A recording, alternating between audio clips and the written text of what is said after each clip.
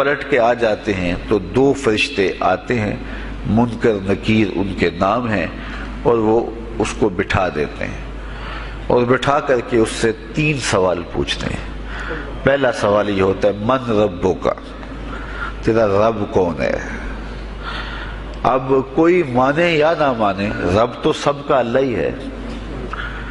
اگر کوئی انکار بھی کرے تو اس کے باوجود اس کا رب کون ہے؟ اس کا رب اللہ ہے۔ تو دنیا کے اوپر کوئی اقرار کرے یا انکار کرے، لیکن نفس الامر میں، حقیقت میں اس کا رب اللہ ہی ہے۔ یہ تو حقیقت ہے، یہ تو طے شدہ ہے۔ لیکن جو عقیدہ دنیا پہ رہا ہوگا وہی عقیدہ اس کے لہجے میں آئے گا۔ اگر اس نے عملاً، رویتاً، قولاً، فعلاً اپنے اللہ کو اپنا رب مانا، رب کہتے ہیں کسی چیز کی تربیت اس کی استعداد ذاتیہ کے مطابق کرنے والا رب کہلاتا ہے۔ تو اللہ تعالیٰ جل شانہ ہم سب کا خالق بھی ہے، مالک بھی ہے، رازق بھی ہے، اور ہماری ضروریات کا وہ کفیل بھی ہے۔ وہ ہمارا رب ہے، اور صرف ہمارا رب ہی نہیں ہے، رب العالمین ہے، پورے جہانوں کا رب ہے، پوری کائنات کا رب ہے۔ خالق بھی سب کا وہی ہے اور رب بھی سب کا وہی ہے۔ جو اسے مانتا ہے اسے بھی رزق دیتا ہے، جو نہیں مانتا تو اس کے لیے بھی رزق کے دروازے بند نہیں کرتا۔ حضرت ابراہیم علیہ السلام کی عادت یہ تھی کہ جب تک کوئی مہمان نہیں آ جاتا تھا اتنی دیر تک کھانا نہیں کھاتے تھے۔ بھوک لگتی تو کوئی مہمان ڈھونڈتے تاکہ اس کے ساتھ بیٹھ کے کھانا کھاؤں۔ کھانا جتنا بھی مرغن اور جتنا بھی جو ہے وہ پرتکلف کیوں نہ ہو، اگر مہمان کے ساتھ کھایا جائے گا تو اس کا قیامت کے دن کوئی حساب نہیں ہوگا۔ تو مہمان کے ساتھ وہ کھانا کھایا کرتے تھے۔ مہمان اللہ کی رحمت ہوتا ہے۔ اچھا، وہ ایک دن مہمان ڈھونڈنے نکلے تو ایک بوڑھا شخص ملا تو اسے اپنے ساتھ گھر میں لے آئے، بٹھایا دسترخوان پہ۔ جب کھانے کا وقت آیا تو کہا کہ اللہ کے نام سے شروع کرو۔ اس نے کہا میں تو اللہ کا نام نہیں لوں گا، میں تو بتوں کا پجاری ہوں، بتوں کو پوجنے والا ہوں۔ حضرت ابراہیم علیہ السلام نے کہا کہ تیرے ساتھ میرا تعلق کوئی کاروباری، کوئی ذاتی، کوئی اور تو ہے نہیں، میں رب کے لیے ہی تو تجھے کھلا رہا ہوں، اور اگر تو رب کا نام ہی نہیں لے گا تو پھر میرا تیرا رشتہ کیا باقی بچتا ہے؟ اس نے کہا میں چند لقموں کے لیے اپنے بتوں سے بے وفائی نہیں کر سکتا۔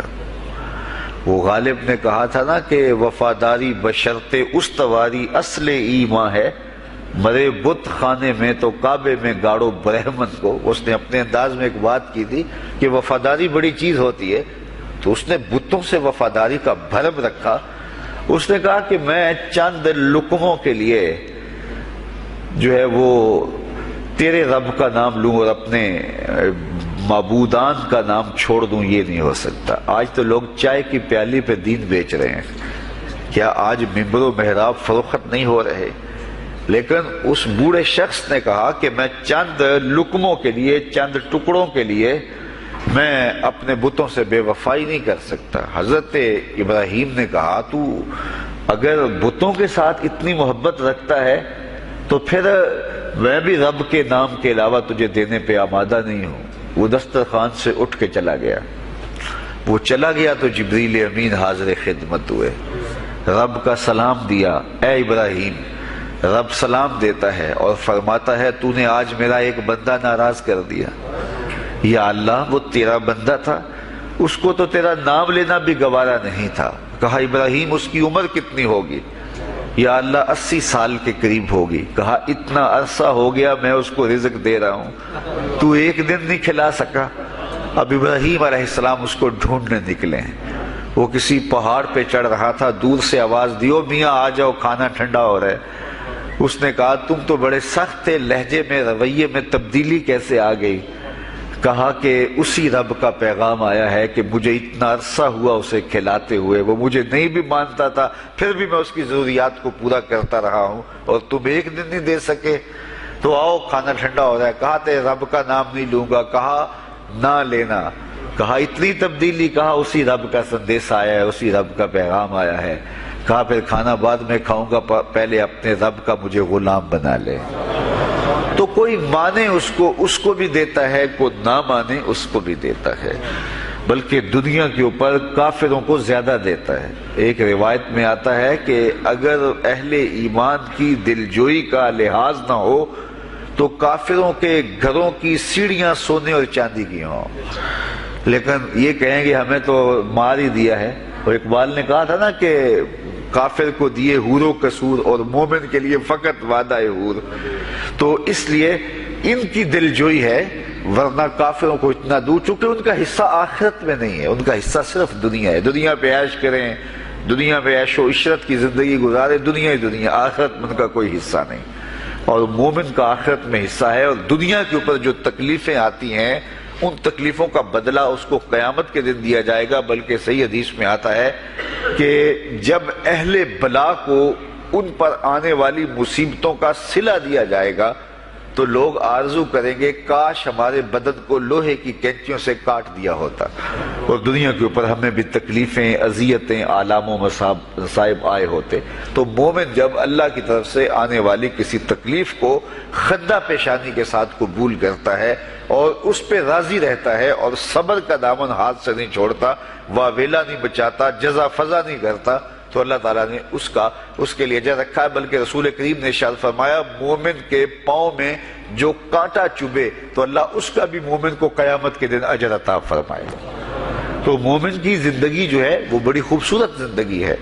تو دنیا کے اوپر جو اسے مانتا ہے اللہ اسے بھی عطا کرتا ہے، جو اس کا انکار کرتا ہے اللہ اسے بھی عطا کرتا ہے، اس لیے کہ اس کی شان ہے کہ وہ رب ہے اور وہ سب کا لحاظ کرتا ہے اور سب کی ضروریات کو پورا کرتا ہے۔ پھر ہر شخص کی ضروریات الگ الگ ہیں، میری ضرورت الگ ہے، آپ کی کوئی اور ضرورت ہوگی، اور سب کی ضرورت کا اس نے لحاظ رکھا ہوا ہے۔ پھر بہائم کی، چوپایوں کی، حشرات الارض کی، پرندوں کی مختلف ضروریات ہیں۔ اڑنے والوں پرندوں کی ضروریات الگ ہے، پانی کے جانوروں کی ضروریات الگ ہیں، اس طرح حشرات الارض کی ضروریات الگ ہیں اور درندوں کی ضروریات الگ ہیں۔ یہاں تو ہم ایک آدھ کلو گوشت ہو تو گھر کے سارے افراد اس سے گزارا کر لیتے ہیں، لیکن شیر کو اور چیتے کو جو ہے وہ منوں کے حساب سے روزانہ چاہیے، رب ان کو روزانہ فراہم کرتا ہے۔ یہ پنساری کے پاس جائیں، اگر آپ کو ڈاکٹر یا حکیم لکھ دے کہ یہ آپ کو خالص سچے موتی چاہیے، اس کی کوئی چیز آپ کو بنا کے دیں گے تو آپ ہزاروں لاکھوں روپے خرچ کرتے ہیں، پھر بھی بعض کا اعتماد نہیں ہوتا کہ یہ بالکل 1 نمبر ہے یا 2 نمبر۔ تو رتی، ماشی اور تولوں کے اندر آپ ان کو خریدتے ہیں اور وہ بھی آپ کو گمان ہوتا ہے کہ پتہ نہیں خالص ہیں یا ناخالص، لیکن دنیا کے اوپر لاکھوں کروڑوں پرندے پائے جاتے ہیں، جانور پائے جاتے ہیں، ہنس، اور وہ کھاتا ہی سچے موتی ہے۔ صبح کو بھی، شام کو بھی، دوپہر کو بھی اللہ سب کو پیٹ بھر کے کھانے کے لیے عطا فرماتا ہے۔ تو جس کی جو ضرورت ہے وہ رب ہے، اس ضرورت کو پورا کرتا ہے۔ تو ہم اگر اللہ تعالیٰ کو رب مان لیں حقیقی معنوں کے اندر تو ہماری زندگی کی پریشانیاں، ہماری زندگی کے دکھ مٹ جاتے ہیں۔